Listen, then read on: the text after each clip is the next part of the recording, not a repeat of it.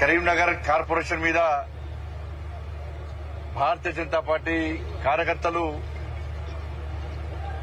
కాషాయపు జెండాను ఎగిరేయడం, కరీంనగర్ కార్పొరేషన్ ను భారతీయ జనతా పార్టీ కైవసం చేసుకోవడం చాలా అదృష్టం, చాలా గొప్ప విషయం. ఈ అద్భుత అవకాశాన్ని మాకిచ్చి మా అభ్యర్థులను గెలిపించి నరేంద్ర మోడీ గారి యొక్క సారథ్యంలో కరీంనగర్ ను అభివృద్ది చేసే అవకాశం, కరీంనగర్ ప్రజలకు సేవ చేసే అవకాశం కల్పించినటువంటి కరీంనగర్ ఓటర్ మహాశయులందరూ కూడా శిరస్సు వంచి ప్రణామాలు చేస్తున్నాం. ఈ సంతోషం పట్టలేనిది. ఒక లక్ష్యాన్ని ఎంచుకున్నాం, ఆ లక్ష్యాన్ని చేరుకోవాలనుకున్నాం. అందరం కలిసికట్టుగా మా జాతీయ అధ్యక్షులు నితిన్ నబీన్ గారు ఏదైతే ఆదేశం ఇచ్చిరో, మా రాష్ట్ర అధ్యక్షులు రామచంద్ర గారు అయితే లక్ష్యాన్ని చూపెట్టిండో, మోడీ గారి యొక్క ఆశ నెరవేర్చాలి, తెలంగాణ రాష్ట్రాన్ని అభివృద్ది చేసుకోవాలని చెప్పి ఒక ఆలోచనతో మేమందరం కలిసికట్టుగా ఒక టీమ్ గా ఏర్పడి అభ్యర్థులను నియమించి అభ్యర్థులను ప్రజలకు పంపిస్తే వాళ్ళ కరీంనగర్ ప్రజలందరూ కూడా భారతీయ జనతా పార్టీ అభ్యర్థులకు బ్రహ్మరథం పట్టడం, భారతీయ జనతా పార్టీకి కరీంనగర్ కార్పొరేషన్ అప్పచెప్పడం నిజంగా చాలా గొప్ప విషయంగా మేము భావిస్తున్నాం. ఇదేదో భారతీయ జనతా పార్టీ గెలవాలి రాజకీయంగా మేము ఎప్పుడు ఆలోచించాలి.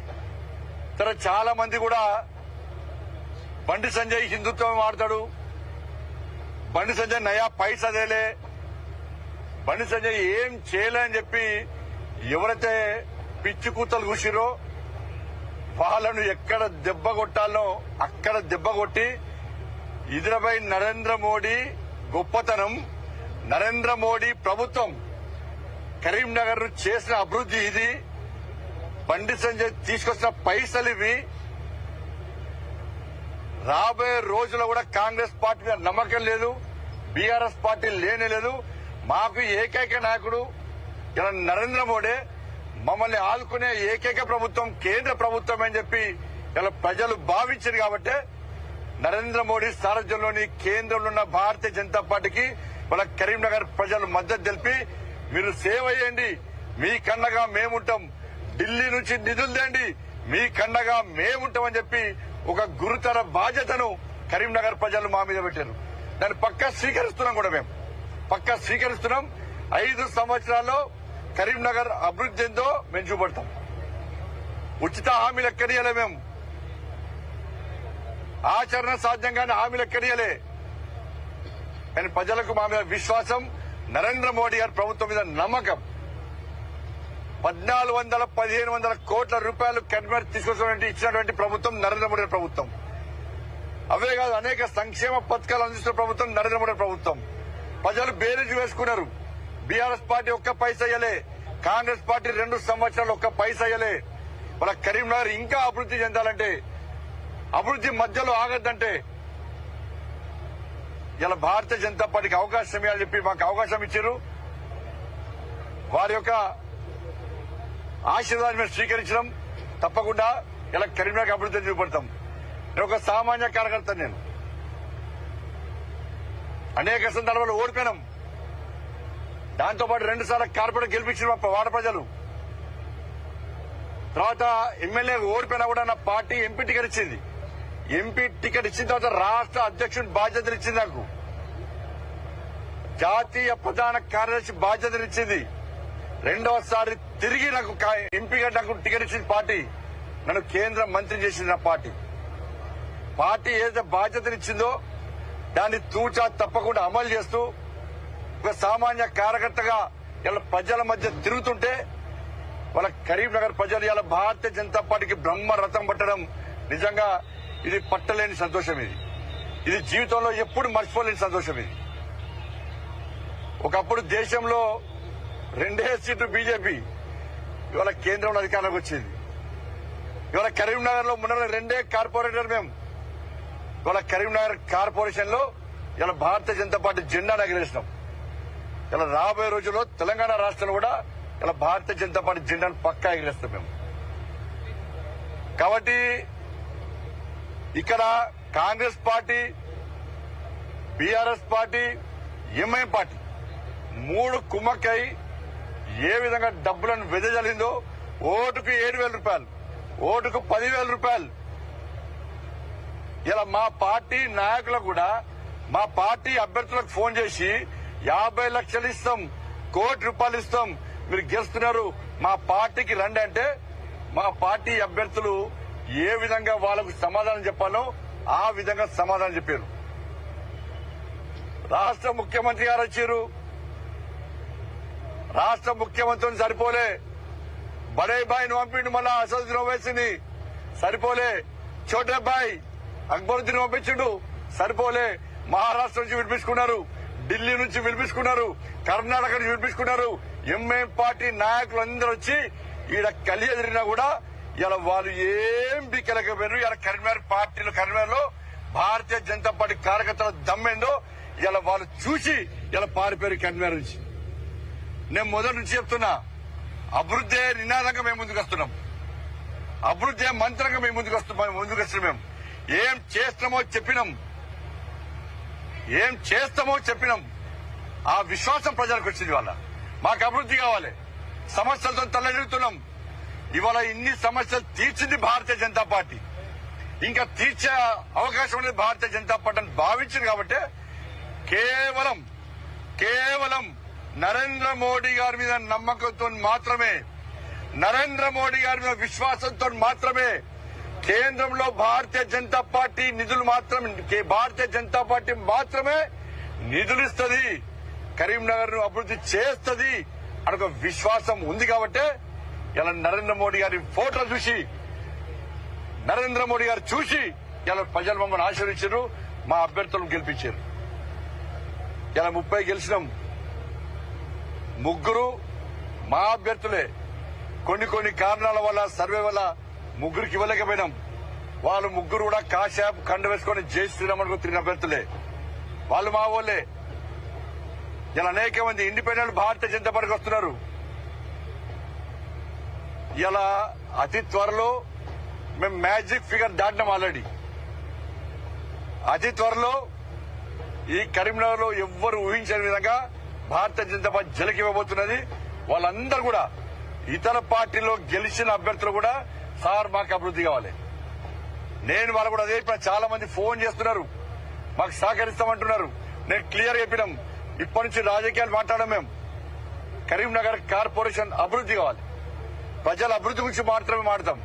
మా సునీల్ రావు గారికి చాలా మంది వారిద్దరు మేయర్ కాబట్టి, ఈ కరీంనగర్ అభివృద్ధి చేసినటువంటి వ్యక్తి కాబట్టి, కరీంనగర్ మీ అభివృద్ధి మీద అవగాహన వ్యక్తి కాబట్టి, నిధుల విషయంలో అవగాహన వ్యక్తి కాబట్టి ఇవాళ చాలా మంది వారికి ఫోన్ చేసి మేము తప్పకుండా బీజేపీలోకి వస్తాం, బీజేపీకి మద్దతు ఇస్తామని చెప్పారు. ఎక్కడ ఆగం, పక్కా మద్దతు తీసుకుంటాం. ఇవాళ అందరం కలిసి ఈ కరీంనగర్ ను అభివృద్ధి చేయడమే లక్ష్యంగా మేము ముందుకు పోతాం. ఇలా ఎంఐఎం పార్టీ మతం పేరుతోని మానవహోమం సృష్టించే ప్రయత్నం చేసింది ఎంఐఎం పార్టీ, కాంగ్రెస్ పార్టీ కలిసి. బీఆర్ఎస్ పార్టీ ఎంఐఎం పార్టీ మెప్పు కోసం ప్రయత్నం చేసింది.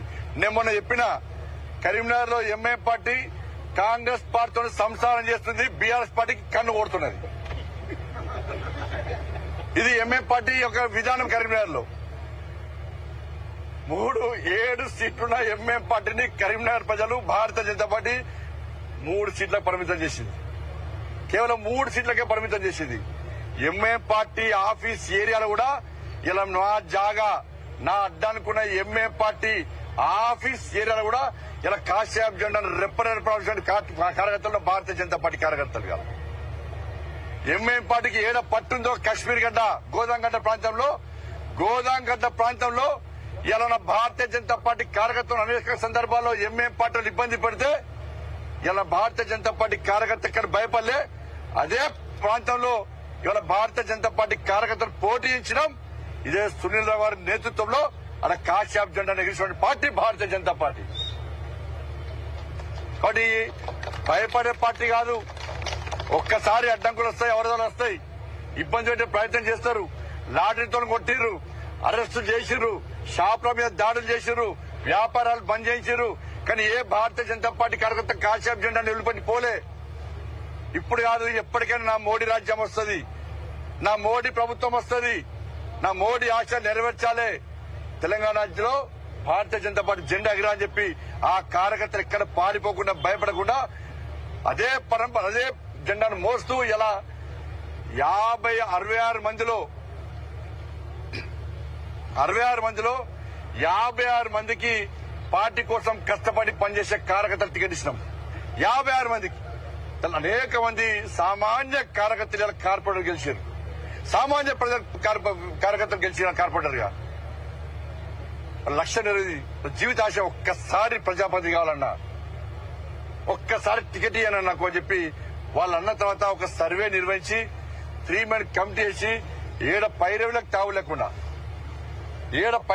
లేకుండా ఇలా ఆ టికెట్ ఇస్తే ఇలా 30 మంది గెలిచినాం. 15 ఓట్లతో ఒక కార్యకర్త ఓడిపోయాను, 30 ఓట్లతో కార్యకర్త ఓడిపోయాను, తక్కువ ఓట్లతో కొంతమంది కార్యకర్త ఓడిపోయాను. బట్ దీంతో పాటు ఇలా ఇక్కడ కార్యకర్తల కమిట్మెంట్ ఇలా కష్టపడి పనిచేసారు.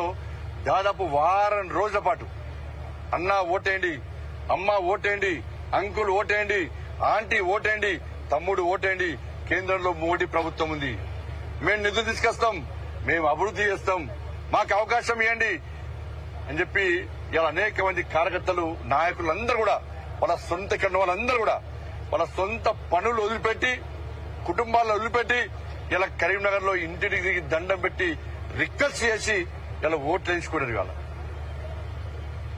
మేము మొదలు చెప్పినాం, బాజాబ్తా చెప్తున్నాం, బరాబర్ గెలిచినాం, బాజాబ్తా చెప్పినాం, బరాబర్ గెలిచినాం. ఇక్కడ ఇదంతా ప్రజల ఆశీర్వాదం, ప్రజల యొక్క నరేంద్ర మోడీ గారి మీద ప్రజలకున్న ఆప్యాయత, నరేంద్ర మోడీ గారి మీద ప్రజలకున్న అభిమానం, నరేంద్ర మోడీ గారి మీద ప్రజలకున్న విశ్వాసం. కాబట్టి అవన్నీ కూడా వాళ్ళ అన్ని కలిసి మనం గెలిచినాం. చాలా సంతోషం అనిపిస్తున్నది. కానీ రాబోయే రోజుల్లో ఈ పార్టీ ఆ పార్టీ అనకుండా అందరి కలుపుకొని కరీంనగర్ అభివృద్ధి కోసం నరేంద్ర మోడీ గారికి కలిసి మా ప్రియతమ నేత నన్ను ప్రోత్సహించేటువంటి, భుజం తట్టి ప్రోత్సహించేటువంటి, నాకు ఏ ఇబ్బంది వచ్చినా ఏదొచ్చినా నేనున్నా అని చెప్పి నన్ను ముందుకు నడిపించే నా అమిత్ షా గారి యొక్క సహకారంతో, ఇలా నితిన్ నబీన్ గారి యొక్క ఆలోచనతోని, రామచంద్రరావు గారి నేతృత్వంలో ఇలా మేము ముందుకు వస్తాం, అభివృద్ధి అంతా చూపడతాం. ఇదే కాదు,